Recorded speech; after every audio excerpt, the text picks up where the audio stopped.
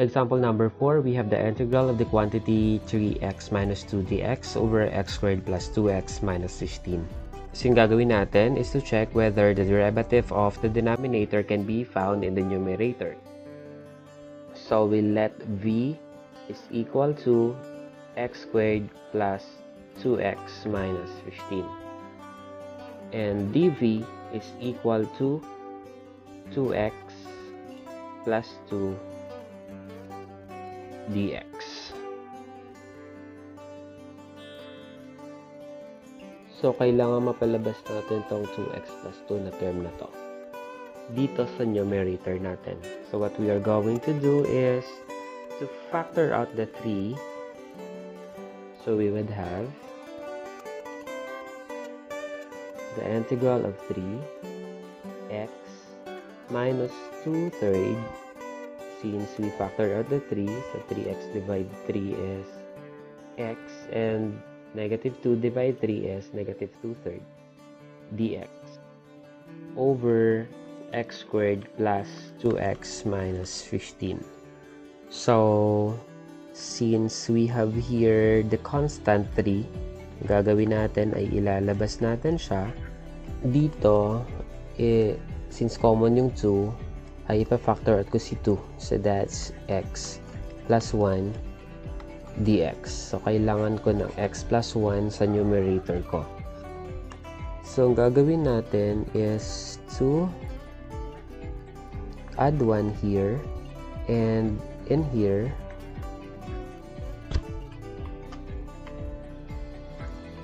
magma-minus tayo ng 1 over x squared plus 2x minus 15. So, simplifying further, I would have 3x plus 1 minus, so 2/3 minus 1, so that's negative 5/3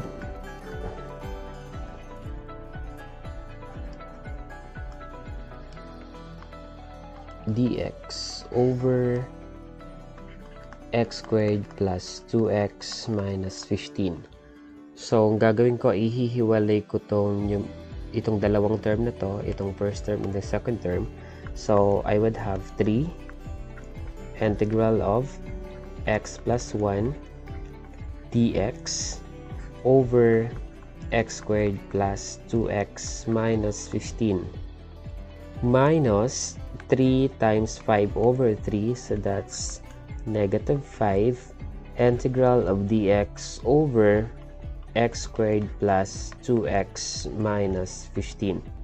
So, makikita natin dito that we already have the expression x plus 1 dx, so kulang na lang tayo ng 2. So, what we are going to do is to multiply 2 here and 1/2 sa labas, so that's over 2. So, taking the integral of this, we have 3/2. Since derivative ng denominator ay nasa numerator, so that's ln of the denominator minus 15 minus 5. So, ito ay i-complete natin yung square. So, by completing the square, since your a is equal to 1 and b is equal to 2, so from b squared is equal to 4ac, so that's 4 is equal to 4, your a is 1, c, so your c is equal to 1. So meaning the expression x squared to x minus 15 is just equal to x squared plus 2x plus c, so that's 1, minus 15 minus c, which is 1. So we have x, copy the sign, and then square root of the third term, square, minus 16. So we have here x squared plus 1 square, square root of 16 is 4, so that's 4 square. So we have here our v na x plus 1, and your a is 4. So meaning we have the form v square minus a square. So, kung babalikan natin sa formula natin, v square minus a square is formula number 2. So, we have the integral of dv over v square minus a square is just equal to 1 over 2a ln of v minus a over v plus a plus c. Natin dito, since our v is equal to x plus 1, your dv is equal to dx. And your a here is equal to 4. So, kung i-rewrite natin to, we have dx over, ito tong form natin, itong dinerive natin. So, that's x plus 1 square minus 4 square. So, since yung derivative ng v natin ay nasa numerator, we can now directly apply the formula. So, we have here 3 halves ln of x squared plus 2x minus 15 minus 5. So, 1 over 2a, so that's 1 over 2, your a is 4, so 2 times 4 is 8,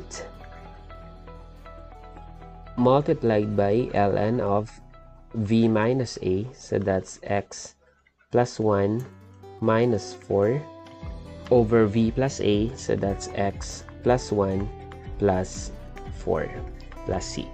Simplifying further, and we would have 3 halves ln of x squared plus 2x minus 15 minus 5/8 ln of x minus 3 over x plus 5 plus c.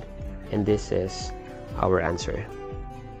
So, kung makikita nyo ay iba yung ginawa ko kaysa dun sa solution na makikita ninyo sa module ninyo. So, kayo nang bahalang mamili kung saan yung mas madali. Pero mas mahaba ata yung solution na nandun sa module. Okay, so we have here example number 5, the integral of secant theta tangent theta d theta over 9 secant squared theta minus 4. So, ang gagawin natin dito is to rewrite dun sa form na makikita natin dun sa ating mga formula.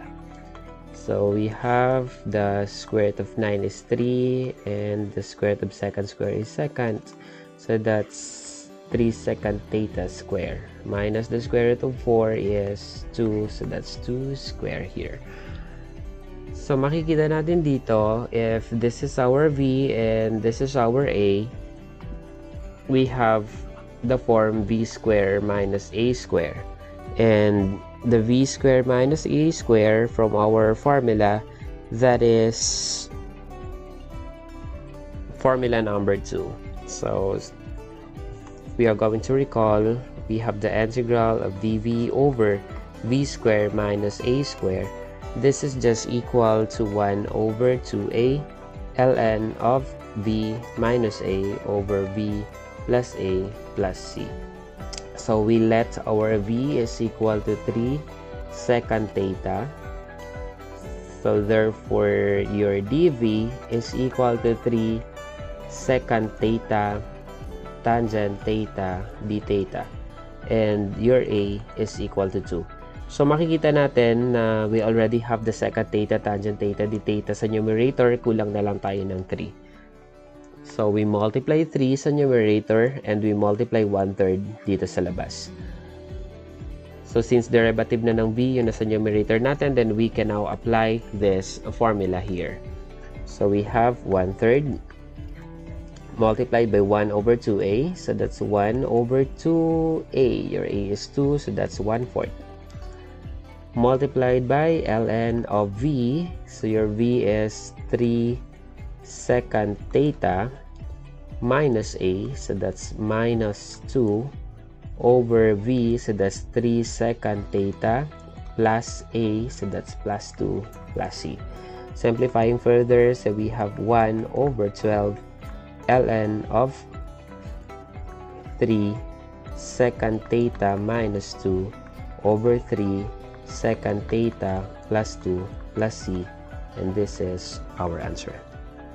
Example number 6, we have the integral of dx over x squared plus 3x plus 1. So, ang gagawin natin is to complete the square of the denominator. So we have x squared plus 3x plus c plus 1 minus c. So solve muna natin yung c. We have b squared is equal to 4ac. Yung b natin is equal to 3. So 3 squared is 9. So that's 4. Your a is 1 and c. So meaning your c is equal to 9/4. So we are going to add 9/4 here and subtract 9/4 here. So square root of the first term, so that's x. Copy the sign of the second term. Square root of the third term, so that's 3/2 square. We have 1 minus 9/4. 4 minus 9 is -5, so that's -5/4. Okay, so kung gusto natin siya express dun sa formula na familiar tayo, so that's x 3/2 square. Take the square root lang natin to. So we have the square root of 5. Square root of 4 is 2 square. So ito na yung ating v at ito na yung ating a. So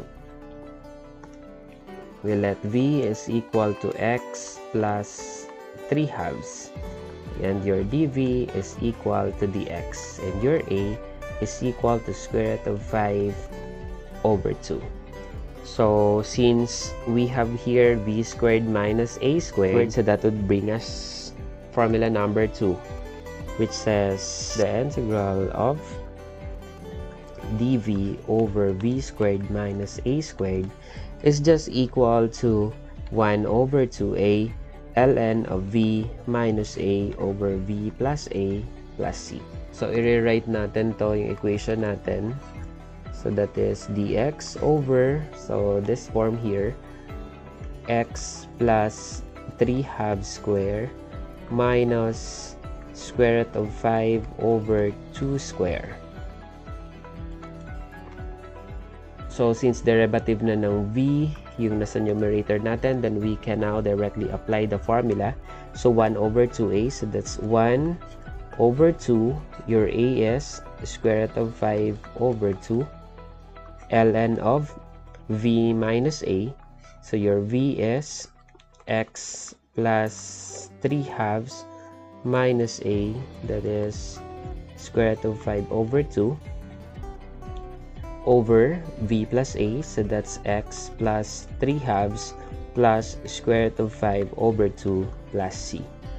So simplifying further, 1 over square root of 5 ln of, so mag-multiply tayo ng 2 dito sa numerator. We have 2x plus 3 minus square root of 5, and in the denominator,